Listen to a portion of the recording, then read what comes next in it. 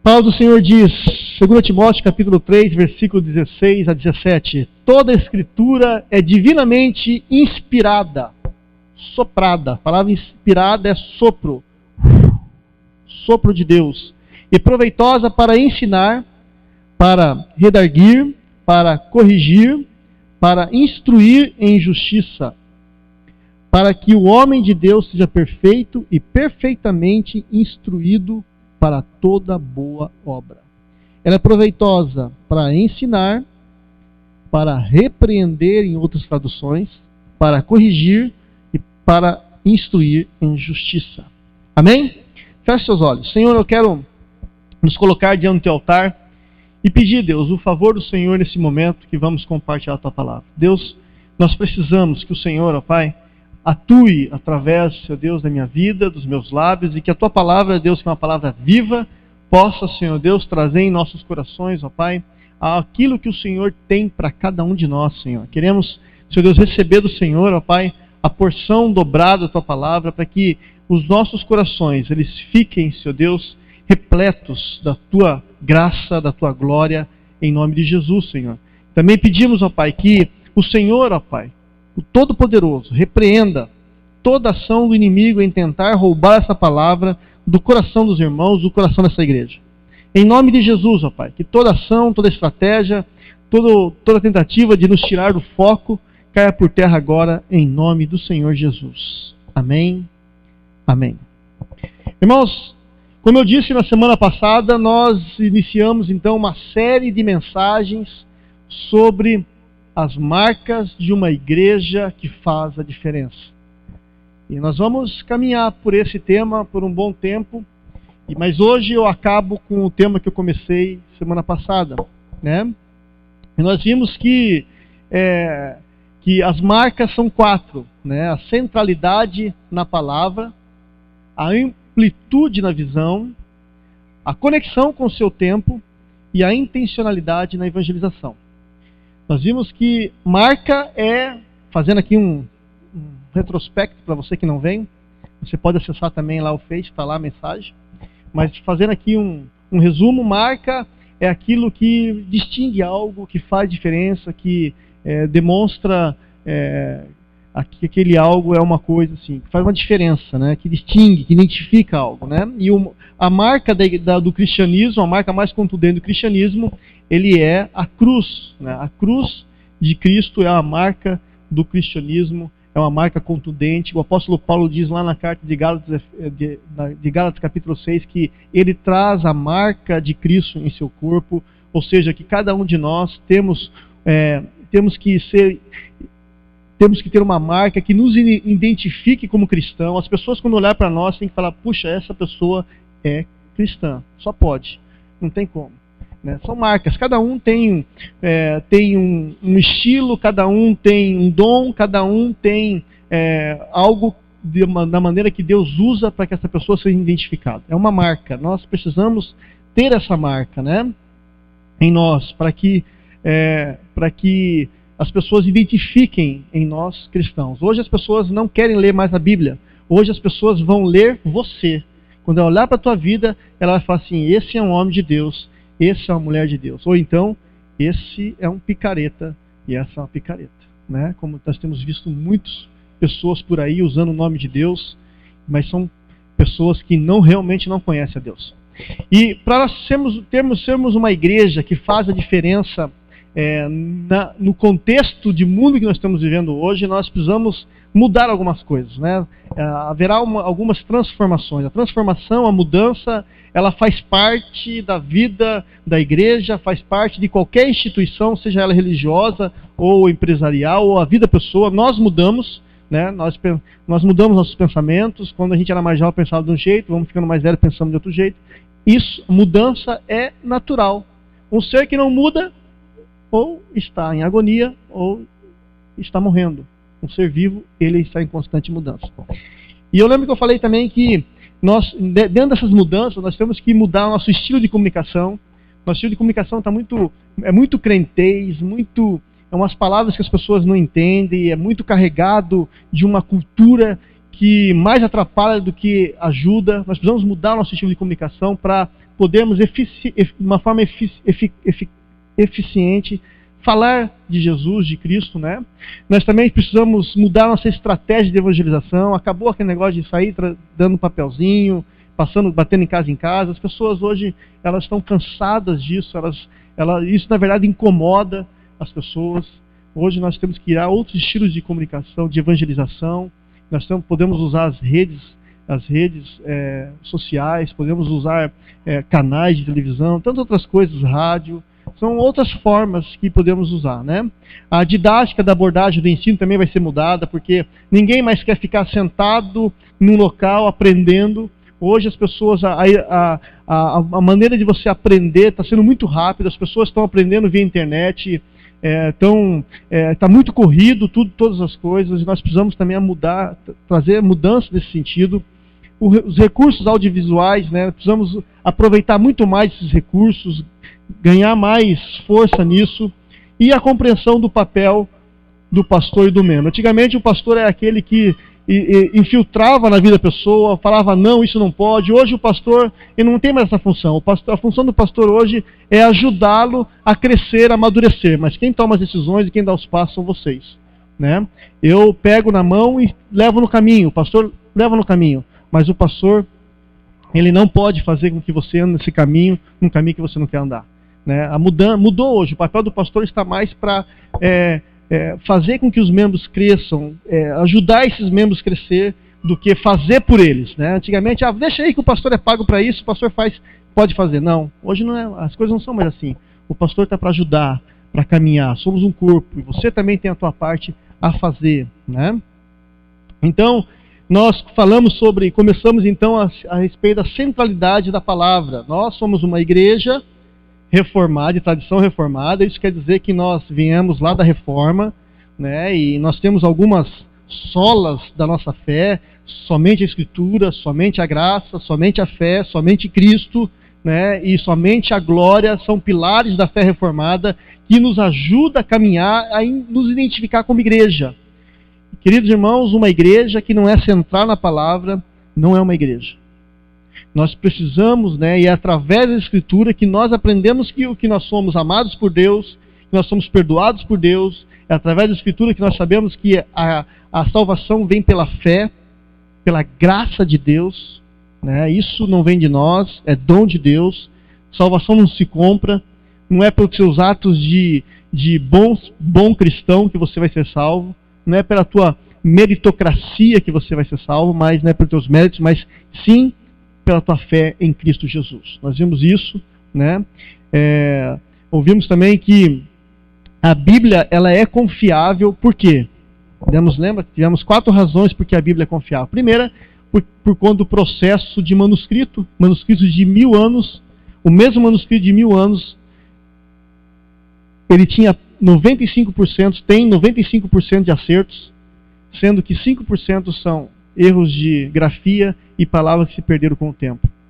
Os judeus eram muito metódicos, muito perfeccionistas, eram muito retos nessa questão dos manuscritos. Então, se você pegar o mesmo manuscrito que foi achado 1000 anos atrás e achasse agora, é a mesma coisa escrita, tá?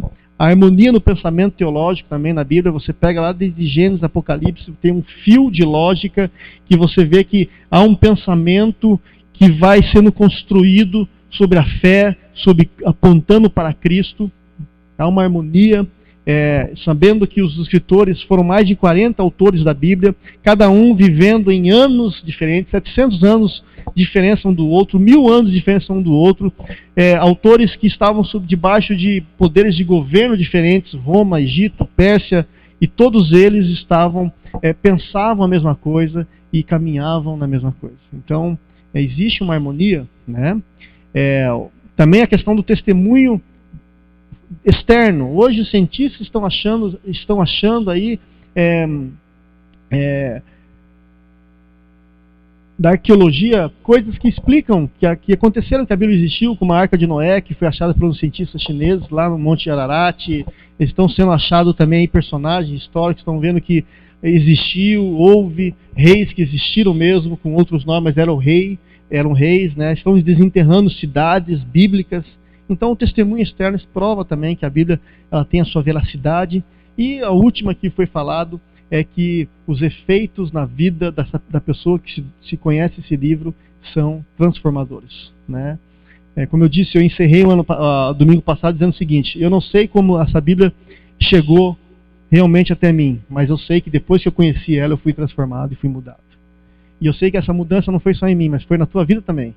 Todos aqueles que têm um contato com a palavra de Deus, que tiveram, se debruçaram diante da palavra de Deus, eles foram transformados. Eu conheci nessa igreja batista um jovem que era pastor da igreja. A igreja tem 9 mil membros, mas tem 18 pastores apenas, e um desses pastores é um jovem de uns 24 anos que foi resgatado da droga, traficante, e quando ele teve um contato com a palavra de Deus, aquilo foi uma mudança tão forte na vida dele, que hoje ele cuida de pessoas, cuida de uma igreja enorme.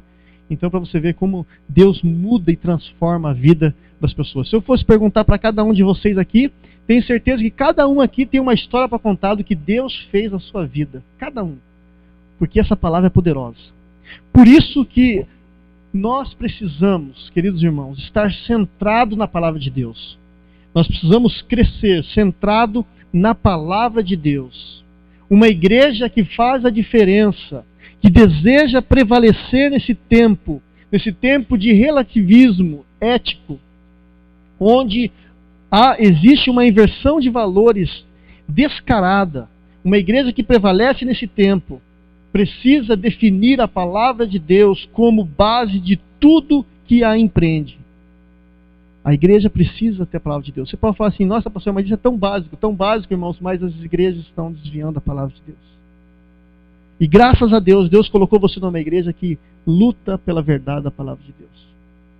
Nós não somos perfeitos, temos N erros, mas uma coisa nós buscamos com primazia: viver a palavra de Deus, entender a palavra de Deus. E desde que não haja conflito com a fé bíblica, os princípios dessa palavra, elas devem ser contextualizados segundo a realidade e a circunstância da igreja local. Nós temos que ter uma linguagem específica para esse bairro. Se nós estivéssemos em outros lugares, como em Guaratuba eu estive, a igreja de lá tem que ter uma linguagem específica para a pessoa de Guaratuba, sem perder os princípios. O que eu quero dizer com isso, meus irmãos, é que a cultura a qual nós estamos inseridos pode e deve ser usada como ponte para nos aproximarmos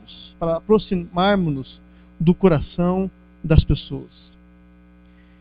Por muitos anos nós fizemos da cultura nós satanizamos a cultura. Por muitos anos dizemos que a cultura era do diabo. Isso é uma mentira.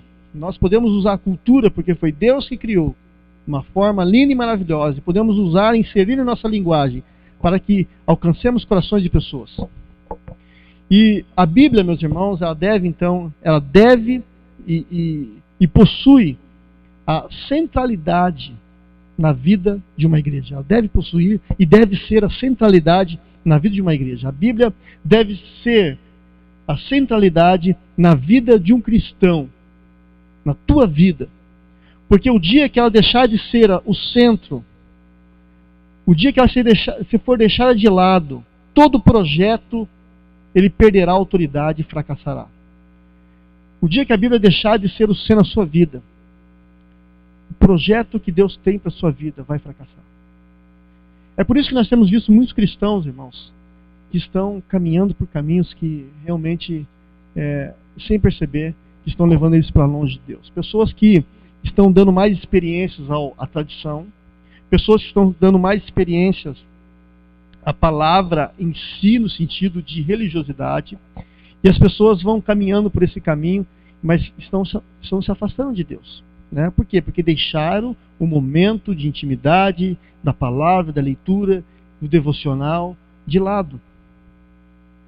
E essa centralidade, meus irmãos, da palavra de Deus em nossas vidas, ela deve estar acompanhada de uma prática diária. Porque a informação bíblica sem aplicação prática, ela gera vidas informadas, pessoas informadas, mas não pessoas transformadas. É comum você ver pessoas que conhecem muito a Bíblia. É comum você ver pessoas que conhecem a Bíblia mais do que nós, mas são pessoas informadas na sua mente e no seu cognitivo, mas pessoas que não foram transformadas pela palavra. Então, quando você recebe a palavra, você tem que praticá-la, porque se você não praticar, você acaba apenas adquirindo a informação. E se nós acreditamos que a palavra de Deus, ela é a regra e fé e prática das nossas vidas, nós precisamos praticá-la. Porque se eu digo que creio na Bíblia de forma integral, mas guardo no meu coração a mágoa por pessoas, eu estou não cumprindo com a palavra de Deus. Porque se eu digo que eu creio na Bíblia de forma verdadeira, mas eu minto, eu não estou crendo na Bíblia. Porque se eu digo que eu creio na palavra do Senhor como regra de prática e regra de fé e prática da minha vida, e não devolvo o dízimo que pertence ao Senhor, eu não estou vivendo a palavra de Deus. Eu não creio na Bíblia verdadeiramente. Porque se eu digo que creio na palavra de Deus, mas vivo uma vida de cristão totalmente fora dos padrões, frequento lugares que não agradam ao Senhor, faço coisas que não agradam ao Senhor, vivo uma vida que não agrada ao Senhor, nós não cremos na palavra de Deus. Por isso que nós precisamos ter a palavra do Senhor como centralidade prática em nossas vidas. Então, esse texto quando nós lemos, irmãos, nós temos algumas palavras-chave. E eu quero encerrar com essas palavras desse texto. A Bíblia diz que toda escritura é útil para quê? Para o ensino, para a repreensão, para a correção, para a instrução na justiça. Para que isso? Para que Deus usa essa palavra? Para quê? Para que todo homem, e quando homem, e diz homem é o sentido antropo, ser humano, homem e mulher, para que todo homem de Deus ou mulher de Deus seja apto plenamente para quê? Para toda boa obra. Nós não fomos salvos pelas nossas obras. Deus não nos escolheu porque somos bons, mas nós fomos salvos para as boas obras. Não por ela, mas para elas. E a palavra de Deus nos prepara para essas boas obras. Eu tenho um blog, tá no boletim, e eu jogo todas as minhas mensagens lá para guardar. Para não ficar guardando papel em casa, eu jogo todas as minhas mensagens lá. Então é bem grande, assim, a pessoa que lê, ela tem que ter bastante tempo a ler, porque é bem grande o blog, assim, as mensagens. E essa semana uma pessoa comentou lá, uma tal de Lulu, não é você não, viu, Lu? Uma tal de Lulu. E a Lulu dizendo assim, eu preguei esses anos, uns meses atrás, sobre a diferença do homem abençoado e o homem amaldiçoado. Vocês lembram?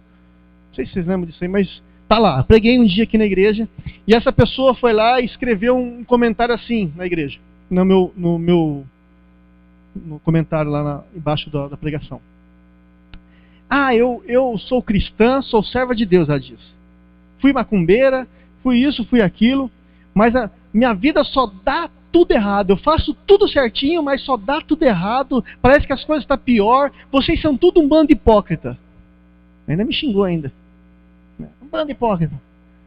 Eu fiquei pensando que pena que essa Lulu não foi orientada, que ninguém prometeu que a vida dela seria melhor quando tivesse Cristo.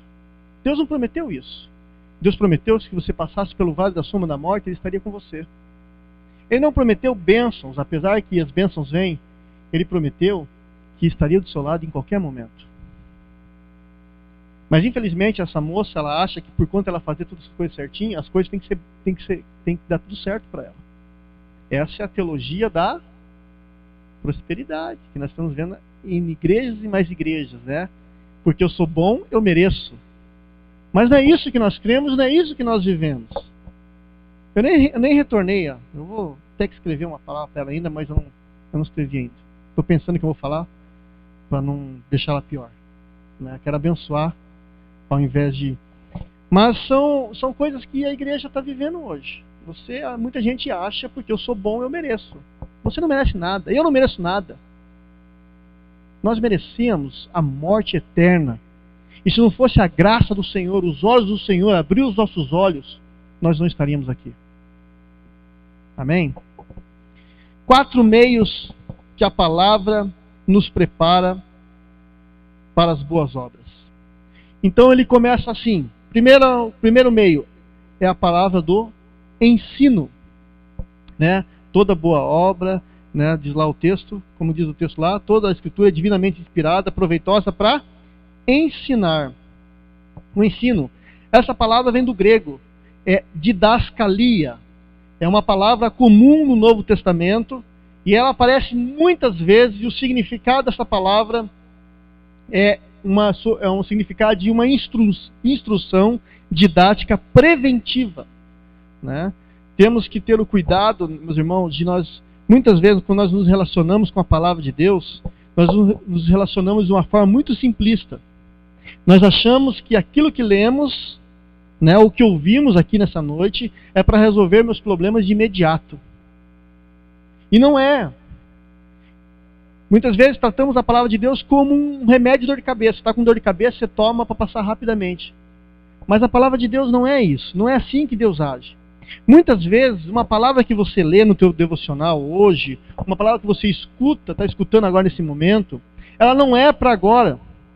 Mas ela é sim para que quando você passar por uma situação difícil, um momento difícil, um amanhã, semana que vem, um mês que vem, um ano que vem, quem sabe, essa palavra vai te dar condições de você se sustentar e continuar firme. Mas o que nós fazemos? Nós achamos que toda palavra que recebemos é para hoje, para agora. E não é verdade. Né? Por isso, queridos irmãos, é importante quando nós formos meditar na palavra de Deus, quando nós tivermos nosso momento de guarda e escuta, espero que cada um de vocês tenha esse momento de guarda e escuta, o pessoal da célula também tenha tido seu momento de guarda e escuta. É por isso que é importante nós anotarmos o que Deus falar com a gente. Por isso que é importante nós pegarmos nosso caderninho devocional e escrever as coisas que Deus nos fala, porque muita coisa vai te ajudar no futuro. Muitas palavras que estão ali, Deus vai falar algo com você que vai te prevenir e vai te ajudar lá na frente, lá no futuro, quando você precisar.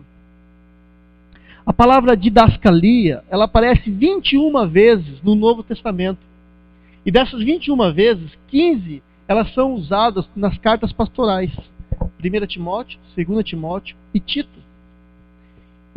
O que isso me traz para mim, me ensina, é que o ensino da centralidade da palavra de Deus é essencial na vida de todos os crentes, todos. Especialmente na vida daqueles que exercem ministério pastoral e ministério de liderança. Não existe nada mais importante no ministério pastoral, no ministério de um líder, do que estudar a palavra de Deus, do que debruçar, do que compreender, do que ensinar a palavra de uma maneira contemporânea, para que o povo entenda. Nada é mais importante do que você estudar a palavra. Você que é líder de célula, líder de louvor, líder de diaconia, saiba que nada é mais importante do que você ter um momento devocional e levar muito a sério os presbíteros, muito a sério com Deus a palavra devocional, o momento de escritura. Uma coisa que mais me chateia, meus irmãos, é perder tempo com o administrativo da igreja. Isso me toma um tempo, e quando daí eu vou fazer o meu devocional, eu estou cansado, porque é boletim, é visita, é não sei o quê. Eu amo fazer tudo isso, amo, todos vocês amam, mas são coisas que o apóstolo Pedro diz o seguinte, olha, lá na carta de Atos capítulo 6, versículo 2, quando as coisas estavam muito, muito puxadas para eles, os 12 se reuniram e disseram assim, olha, não é certo negligenciarmos o ministério da palavra de Deus a fim de servir as mesas. Foi por isso que foram criados então os diáconos e diaconisas. Porque o administrativo estava tomando tempo deles. Em Êxodo, meus irmãos, capítulo 18, Moisés, né? Jetro chega para Moisés e fala, Moisés, você vai morrer, cara. Você está cuidando tudo desse povo aí, você não tem mais jeito. Por que você não divide essas pessoas, colocam autoridades para cuidar deles? E lá no versículo 18, e você se concentra no ensino da lei de Deus. Pastores precisam resgatar a centralidade da palavra de Deus. A centralidade do ministério pastoral precisa ser resgatada a palavra de Deus. Os pastores hoje são mais psicólogos. Os pastores hoje são mais pregadores emotivos do que pregadores da palavra de Deus. Precisamos voltar, resgatar isso na igreja. E no momento que nós nos reunimos aqui, essa noite, o centro não pode ser as experiências. Não pode ser o arrepio. Ó, senti um arrepio, o Espírito Santo está aqui. Tem gente que é assim, irmãos. Hoje, as pessoas falam assim, hoje eu senti Deus, porque recebeu um arrepio. Não é. Isso não é verdade. O centro tem que ser a palavra de Deus. Você tem que dizer, puxa, hoje eu ouvi a Deus. Ouvi Deus. Porque o que muda na sua vida, o que vai trazer transformação na sua vida, não é um arrepio que você sente na hora do louvor, não é um arrepio que você sente em alguns momentos, mas o que muda a sua vida é quando você escuta a voz de Deus, quando você compreende a voz de Deus, compreende a sua vontade e se rende à vontade de Deus. É claro que essas manifestações, arrepio, acompanham muitas vezes, mas isso não é o mais importante. O importante é a palavra de Deus. Então a primeira palavra é o ensino. Né? É útil para quê? Para ensinar. O que mais? Diz que a palavra é útil também para a repreensão. O ensino, ele é preventivo. Olha, não vai por aqui que vai se dar mal. A repreensão, ela é corretiva. Quando o negócio já foi. Faz cucuia, como o pessoal diz. Né? Daí essa palavra, ela só aparece uma vez no Novo Testamento. Que é exatamente nesse texto de 2 Timóteo. Não existe mais essa palavra repreensão no Novo Testamento. Daí que nós temos que fazer? Temos que voltar, estudar a palavra e ir lá para o Antigo Testamento, para a Septuaginta. A Septuaginta é a versão grega do Antigo Testamento. Nós temos que voltar para lá e daí nós encontramos essa palavra mais algumas vezes. A primeira vez que encontramos lá na Septuaginta está lá em Levíticos, capítulo 19, versículo 17, e os irmãos não precisam abrir, só prestar atenção. Diz assim: não guardem ódio contra o seu irmão no coração. Antes, repreendam com franqueza o seu próximo, para que por causa dele não sofram as consequências de um pecado. Eu vou repetir para os irmãos, prestem atenção. Não guardem ódio contra o seu irmão no coração, mas antes os repreendam com franqueza o seu próximo, para que por causa dele não sofram as consequências de um pecado. A palavra de Deus, ela vem ao nosso encontro como ensino, de uma forma preventiva, mas ela vem também ao nosso encontro algumas vezes de uma forma repreensiva, para nos corrigir. E isso acontece, meus irmãos, quando o irmão, graças a Deus por esse irmão, chega a nós e diz: ô irmão, isso aí está errado. Isso que você está fazendo está errado, cara. Isso aí não está agradando a Deus. Como é bom termos pessoas assim, que têm a coragem de nos confrontar ainda, e ainda mais nessa terra de brasileiro, meus irmãos, onde nós vivemos, somos brasileiros, onde todo mundo quer ser bonzinho com todo mundo. O brasileiro, ele, por natureza, ele quer ser um cara legal, ser visto como um cara legal. Muitas pessoas não querem confrontar ninguém porque quer ser visto como um cara legal. Só que essa atitude não é de amor para com seu amigo, para com a pessoa. Essa atitude é uma atitude de idolatria, porque você está preocupado com a sua imagem em relação àquela pessoa. Daí a pessoa, quantos casamentos estão acabando, quantos empregos já foram perdidos, quantas coisas aconteceram na vida das pessoas, porque nunca ninguém falou: cara, muda isso aí, você vai perder teu emprego, cara, você vai perder teu casamento, não faz isso, não trata a mulher assim. Quantos casamentos acabaram porque não teve uma viva alma que se diz amigo, ou que ama de verdade, e diz e confronta você e fala: olha, esse caminho que você está levando vai acabar com você.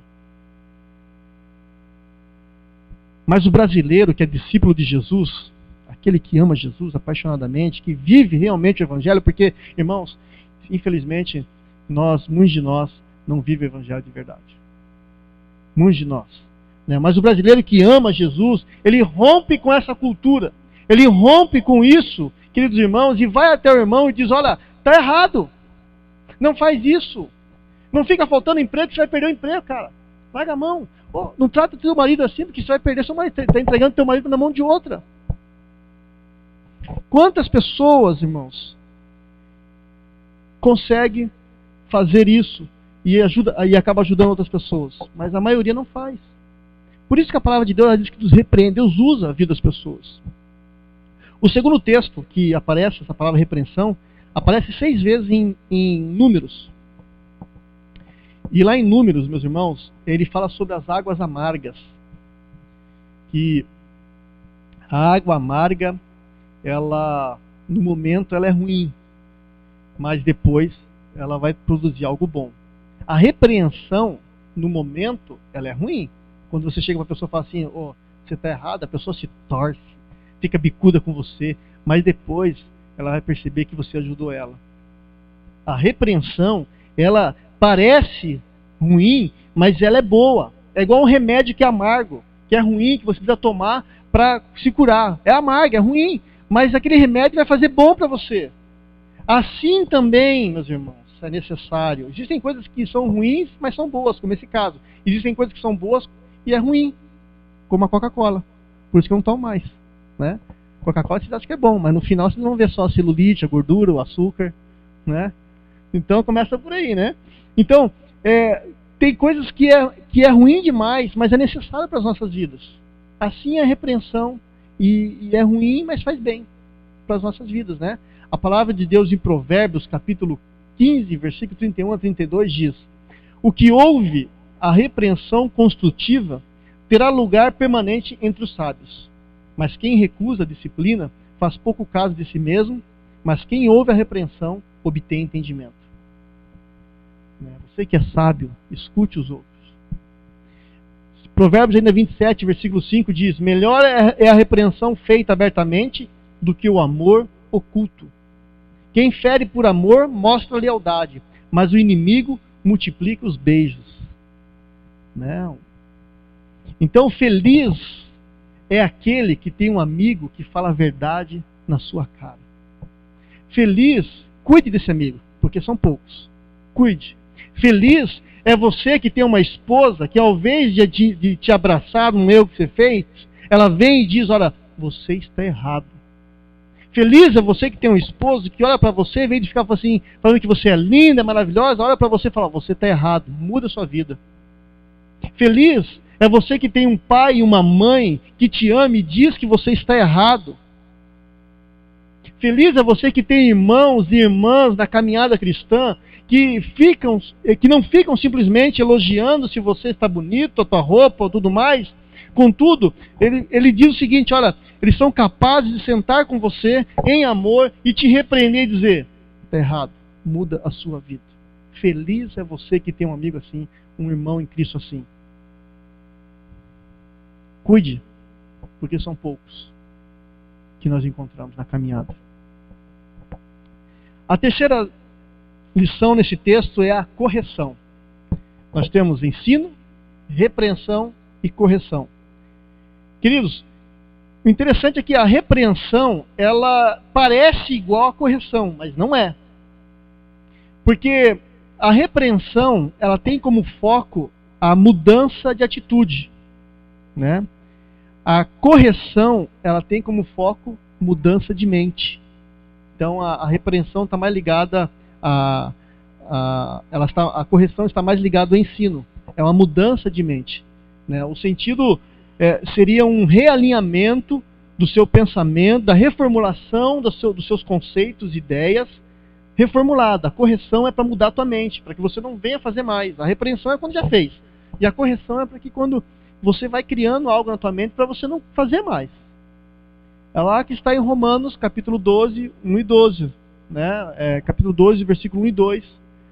Diz Romanos que nós devemos ter o nosso culto racional, né? Não devemos ter uma mente dúbia. Né?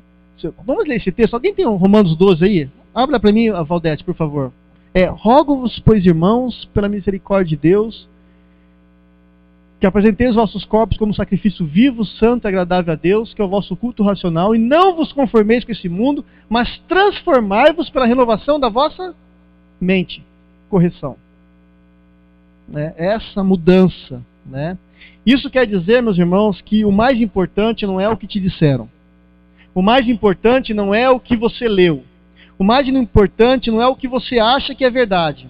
Mas é que a palavra diz o que é. Tem gente que eu encontro fazendo da palavra um segundo plano. Tem pessoas que eu converso que eu vejo que a palavra está em segundo plano. Você fala uma coisa e fala assim, mas... Esse a mais já sabe que essa pessoa não leva a sério a palavra de Deus. E debate a cabeça depois. Né? Isso, e meus irmãos, isso a correção, ela fala sobre um realinhamento da nossa mente. Né? Nos colocarmos uma reformulação dos nossos conceitos. E uma realidade espiritual genuína, né, consistente, ela começa com uma boa teologia em nossa mente. E essa teologia ela tem que ser construída em nossa mente através da palavra de Deus, a partir das Escrituras. E é por isso que a correção ela está relacionada em primeiro com o ensino. Porque essa teologia ela tem que vir da palavra. Quando você tem uma boa teologia, você tem uma boa mente e você consegue ser um bom cristão. Quando você tem uma teologia mais ou menos, você não conhece muito bem a palavra de Deus, você vai por aquilo que as pessoas dizem, você vai por aquilo que as pessoas falam na TV, você vai por aquilo que as pessoas agem como agem a maioria, você não tem uma boa teologia. Por isso, irmãos, é importante estudar a palavra de Deus. Ler bons livros para eu e você não sermos, né, andarmos como todo mundo anda. Deus não fez isso para andarmos como todo mundo anda. Deus nos fez específico, nos projetou e nos escolheu a dedo para que a gente faça a diferença. Meu Deus. Então, irmãos, para acabar rapidamente, a instrução da justiça é o último texto, né? Por detrás dessa ideia da instrução está a palavra grega chamada paideia, que significa disciplina ou treinamento. Disciplina no sentido de treinamento, né? A paideia, para os irmãos terem um entendimento, era uma grande estratégia pedagógica da Grécia Antiga. Era a maneira pela qual os gregos eles educavam as crianças para que elas tornassem homens e mulheres responsáveis pela sociedade, diante da sociedade, homens e mulheres que não somente viviam, mas também pensavam. Né? Então a paideia nos ensina que nada adianta você adquirir informação se você não criar atitudes decorrentes dessa informação. Né? De maneira que não vale ter conceitos se você não conseguir transformar esses conceitos em algo que transforme a sua vida. Não adianta você ter uma informação que você não vai prestar para nada, não vai usar. Se você adquirir uma informação, coloque essa informação em prática. A palavra de Deus nos ensina previamente e nos previne através do ensino. Ela nos repreende, nos coloca novamente na rota e ela nos corrige, dando então um novo pensamento, nos treinando para toda boa obra. E para encerrar, irmãos, para que a palavra faz isso? A fim de que? Né? A fim de que a nossa vida seja mudada, a fim de que a nossa vida seja deixada, seja transformada por Deus. A palavra de Deus foi deixada para nós não termos informação, mas mas ela foi deixada para nós, soprada para nós, para que houvesse transformação. E quando você não consegue pegar essa informação e conectar essa informação de uma forma que traga uma aplicação, não vale de nada termos essa informação. A palavra de Deus não nos foi deixada na Bíblia para que o povo de Deus conhecesse quantos livros a Bíblia tem, quem foi a mulher de Jacó, quem escreveu os livros da Bíblia, quem fez isso. Isso é muito bom, é importante, mas isso não quer dizer nada se você parar por aí. Isso é religiosidade, isso são conceitos de homens, mas a palavra de Deus, ela foi nos trazida para que a transformação houvesse em nossas vidas. O problema não é o que sabemos, o problema é o que fazemos com o que sabemos. Esse é o problema maior da palavra de Deus. Você foi chamado para ser um discípulo uma mulher, um homem, um jovem transformado. Você está aqui na Igreja Presbiteriana Independente de São José dos Pinhais. É membro dela. E você é chamado para ser transformado. E a pergunta que você deve fazer para você mesmo essa noite é se o tempo que você tem estado aqui durante anos, semanas, até meses, o tempo que você está nessa igreja, quem sabe quantos anos você está aqui, esse tempo serviu para transformar você? Eu tenho tido muitos conceitos reformados. Será que eu tenho tido meus conceitos reformados? Será que eu tenho tido tenho me tornado um marido melhor, uma esposa melhor, um crente melhor? Será que eu tenho me tornado um melhor patrão, um melhor empregado? Porque se não, meus irmãos, se o tempo que você está nessa igreja não serviu para transformar a sua vida, sinto-me muito a dizer a você que algo está errado na sua vida, porque a palavra de Deus nos chama a sermos transformados. Para que propósito eu fui transformado por Deus? Você sabe que está na hora de perguntar. Se você não sabe o propósito pelo qual você foi criado, e eu não sei o teu, eu sei o meu. Então está na hora de você perguntar para Deus o teu propósito. Deus, por que o Senhor me salvou? Pergunta para Ele, porque Ele é o Criador, Ele que te fez. E Ele vai dizer exatamente para que você foi criado e por que você está nessa igreja. Encerrar 3 dicas para a tua vida devocional na palavra de Deus. No seu dia a dia, reserve alguns minutos para a palavra. Segundo, concentre-se no propósito da palavra de Deus. Terceiro, reflita, escute, anote e se renda à palavra de Deus durante esses dias. Amém? Que Deus abençoe. Chama para mim as crianças enquanto eu vou orar. Deus, obrigado, Senhor, pela Tua palavra. Eu quero pedir, Senhor, que o Senhor nos ajude, Deus, a sermos uma igreja marcada pela centralidade da Tua palavra. Nos ajude a sermos cristãos marcados pela centralidade da Tua palavra. Deus, aonde venhamos compreender, entender e, Senhor Deus, de nos render à Tua vontade, ó Pai. Muito obrigado pela vida desses irmãos. Muito obrigado, Senhor Deus, pela vida dessa igreja. E eu sei, Deus, que o Senhor tem grandes coisas, Senhor. Muito obrigado por aqueles que nos visitaram, que estão nos visitando aqui, Deus. Que o Senhor abençoe poderosamente